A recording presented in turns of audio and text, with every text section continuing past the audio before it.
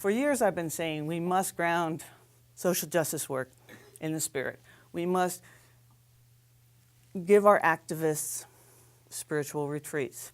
We must incorporate worshipful elements into our social justice meetings. We must see this as holy work. But we must do more than that. We must develop their leaders. We must help select leaders who are spiritually grounded, that we not allow the first person to raise their hand to lead this holy work, that we are intentional, that we look at this as sacred work, and we look for the very best among us who embody the type of love to do the work we're seeking, because we're talking about changing the world at a very critical time. So we're looking for those people who will lead us. It wasn't until I moved to Washington, D.C., and I think my first week after I moved, I looked online and said, oh, just happens to be a Unitarian church like 2 blocks away from my house. So let me go there. And it was the first time where I saw the full potential that I now realize of what this faith can be, both in terms of the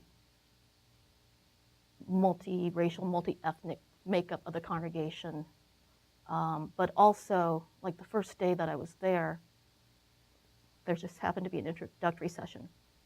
And somebody was saying, oh, well, I like Unitarian Universalism because you can believe anything you want to believe. And I was sitting there rolling my eyes and thinking, okay, I'm out of here. It's over. And I just want to put out, I'm not going to presume to speak for all people of color, but I'm Chinese American, second generation. That kind of, we have had commercials about that. We've like told people, come to our church because you can believe anything you want to believe.